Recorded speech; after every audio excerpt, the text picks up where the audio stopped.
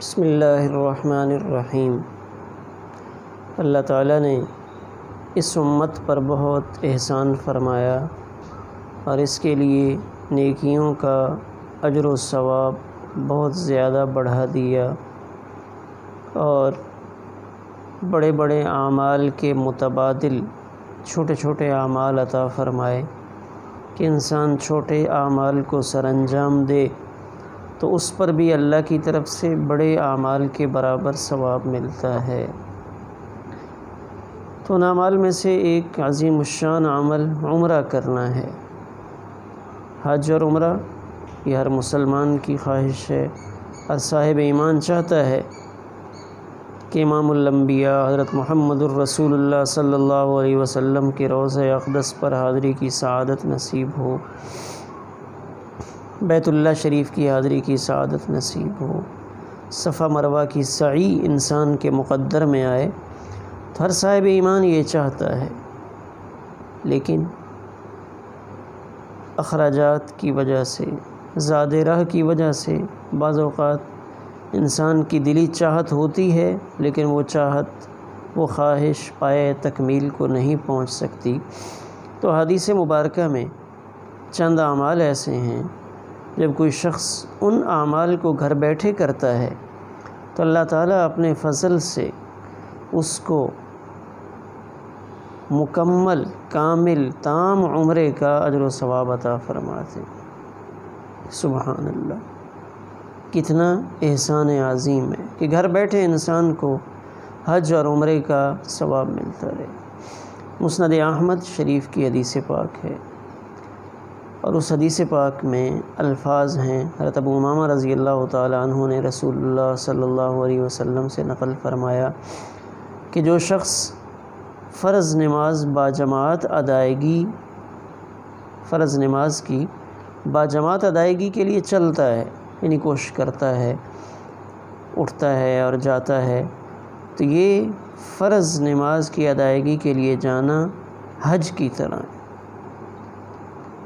اس کو حج کا ثواب مل رہا ہے۔ اور جو شخص نفل نماز کے لیے چلتا ہے تو اس کا یہ عمل ایک تام عمرے کی طرح، عمرۃ تامۃ، اس کو مکمل عمرے کا ثواب مل رہا ہے۔ تو نفل دن میں ہم پڑھتے ہیں، اللہ کے فضل و کرم سے جن کو زیادہ توفیق ملتی ہے وہ زیادہ ادا کرتے ہیں۔ تو اگر ایک شخص دن میں 5 دفعہ نفل ادا کر لے تو اس کو ایک مہینے میں 150 عمرے کا ثواب گھر میں بیٹھے بٹھائے مل جائے گا۔ سبحان اللہ، اگر روزانہ ایک دفعہ بھی پڑھ لے تو سال میں 365 عمروں کا ثواب اس کے نامہ اعمال میں۔ تو یہ حدیث مبارکہ مسند احمد میں ہے اور علماء نے اس کی تصحیح بھی فرمائی ہے۔ یہ کتنا آسان عمل ہے، گھر بیٹھے اللہ اپنے فضل سے نواز رہے ہیں۔ دوسرا عمل، دوسری چیز، حضرت انس رضی اللہ تعالیٰ عنہ کی روایت ہے، رسول اللہ صلی اللہ علیہ وسلم نے ارشاد فرمایا کہ جس نے صبح کی نماز جماعت کے ساتھ پڑھی، پھر اس جگہ پہ بیٹھ گیا اور اللہ کا ذکر کرتا رہا یہاں تک کہ سورج طلوع ہوا، پھر اس نے 2 رکعت پڑھی، تو اس کا یہ 2 رکعت پڑھنا اس کو حج اور عمرے کا ثواب دلوانے والا ہے۔ اور ایک روایت میں آپ نے 3 دفعہ فرمایا کہ جو عمرہ ہے تامۃ تامۃ تامۃ، ایک کامل عمرہ۔ تو اب اس میں جو شخص فجر کی نماز کے بعد مسجد میں تلاوت میں مصروف ہو گیا یا علم حاصل کرنے میں مصروف ہو گیا، درس قرآن میں مصروف ہو گیا، تو اس کا یہ مسجد میں بیٹھنا بھی بقول علماء یہ الگ کام شمار نہیں ہوگا۔ یعنی دین کے کاموں میں اگر مسجد کے اندر لگ گیا ہے اور پھر اس نے، جیسے ہمارے عرف میں اشراق کہا جاتا ہے، 2 رکعت نفل پڑھ لیے، تو اس کو کامل عمرے کا، حج اور عمرے کا ثواب ملا۔ اور عمرے کے بارے میں خاص طور پہ تامۃ کے الفاظ آپ نے فرمائے، تو یہ کتنا آسان ترین عمل ہے۔ تیسرا عمل حدیث پاک میں آتا ہے، حضرت ابو ہریرہ رضی اللہ تعالیٰ عنہ ارشاد فرماتے ہیں کہ فقراء صحابہ، کمزور صحابہ اللہ کے پیارے حبیب حضرت محمد الرسول اللہ صلی اللہ علیہ وسلم کی خدمت اقدس میں حاضر ہوئے اور ایک شکوہ کیا. وہ شکوہ دین سے متعلق ہے، نیکیوں میں آگے بڑھنے سے متعلق ہے.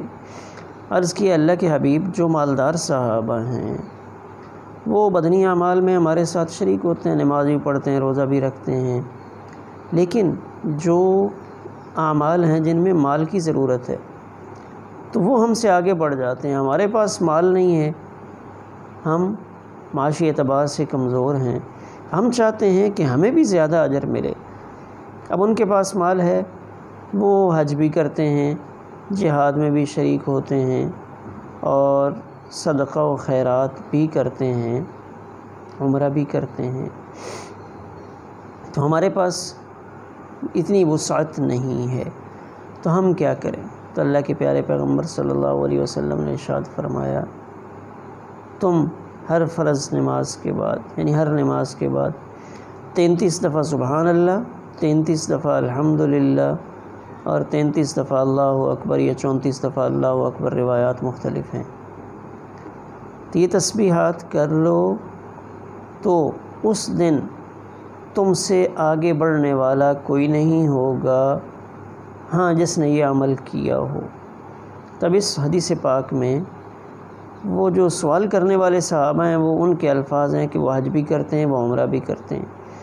اس کے ذیل میں علماء نے لکھا ہے کہ اگر کوئی شخص یہ تسبیحات کرتا ہے، 33 دفعہ یہ تسبیحات کرتا ہے، تو اس کو گھر بیٹھے عمرے کا ثواب ملے گا.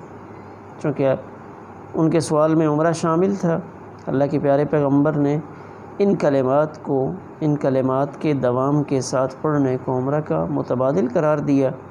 لہذا یہ عمل بھی ہمارے لیے آسانی کا باعث ہے. اس کی اور بھی بہت سی برکات ہیں، لیکن بہرحال عمرے کا ثواب ہمیں یہاں بھی مل سکتا ہے.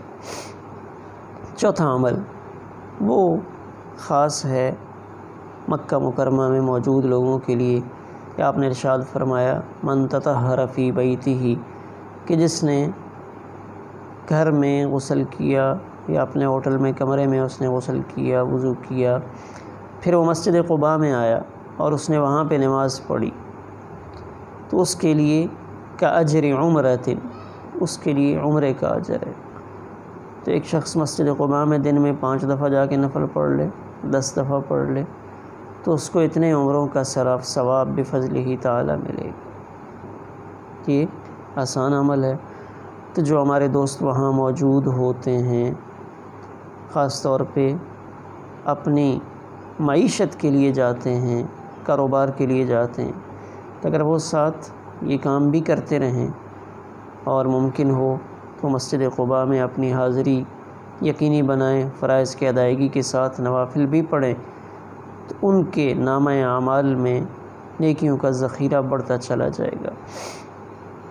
اور 5واں عمل حدیث پاک ہے صحیحین میں کہ جس نے کسی غازی کو، غزہ میں جانے والے کو، جہاد میں جانے والے کو تیار کیا، من جہز غازیا، غازی کو تیار کیا کہ کوئی حج میں جا رہا تھا، اس نے اس حاجی کے لیے اس کے اس عمل میں معاونت کی، یا کسی نے روزہ دار کو روزہ کھلوایا. تو یہ حدیث مبارکہ ابن خزیمہ میں ہے اور نسائی شریف میں ہے. تو اس شخص کو بھی اسی کی مثل اجر ملے گا.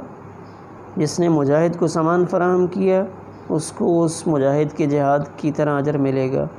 جس نے حاجی کے لیے حج کے جانے میں اس کے اخراجات میں معاونت کی، یا اس کے پیچھے گھر والوں کو سنبھالا، اس کے گھر والوں کی جو ضروریات تھیں ان کو پورا کیا، تو اس شخص کو، یعنی سنبھالنے والے کو، معاونت کرنے والے کو عمل کرنے والے کی طرح اجر ملے گا. تو اب اس سے محدثین نے مستنبط کیا کہ کوئی جس نیکی کے کام میں کسی کے ساتھ معاون بنتا ہے، یہاں تک کہ اگر کوئی کسی کو نماز پڑھوانے میں بھی اس کے ساتھ معاون بنے، تو اللہ اپنے فضل سے اس نماز پڑھنے والے کی نماز کا ثواب اس کو عطا فرمائیں گے. سبحان اللہ، کتنا آسان ہے کہ ہم نیکی کے کام میں کسی کے ساتھ معاون بن جائیں، حج والا ہو، عمرے والا ہو، جہاد کرنے والا ہو، روزہ رکھنے والا ہو، اس کی روزی، اس کا روزہ افطار کروانا، کوئی اور نیکی کا کام کرنا چاہتا ہے تو اس کے ہر اچھے کام میں اس کے ساتھ معاون بننا، تو یہ ہمیں اس کا اجر و ثواب دلائے گا۔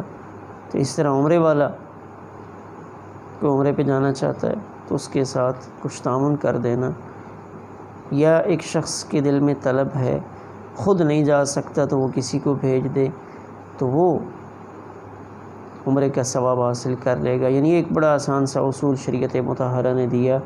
تو یہ پانچویں چیز ہے کہ جو کسی کو کسی بھی نیک کام میں معاونت پہنچائے گا، اس کے ساتھ تعاون کرے گا تو اس کو اس کا اجر و ثواب ملے گا۔ یہ حدیث مبارکہ ابن خزیمہ میں حضرت زید بن خالد الجہنی رضی اللہ تعالیٰ عنہ نے روایت فرمایا۔ چھٹا عمل بڑا عجیب ہے کہ جو کسی نیک کام کی نیت کرتے، انما الاعمال بالنیات، حضرت عمر رضی اللہ تعالیٰ عنہما سے روایت منقول ہے، اور مومن کے اعمال کا دار و مدار نیت پر ہے۔ جیسی نیت ہوتی ہے اس پر اللہ اس کو اجر و ثواب عطا فرماتے ہیں۔ تو اب جس نیت سے کوئی کام کرتا ہے اس کے بقدر، یعنی نیت بہت بڑی چیز ہے، تو اچھے کام کی نیت۔ تو صحیحین میں حدیث مبارکہ موجود ہے، عبداللہ بن عباس رضی اللہ تعالیٰ عنہ سے، بڑی عجیب حدیث مبارکہ ہے۔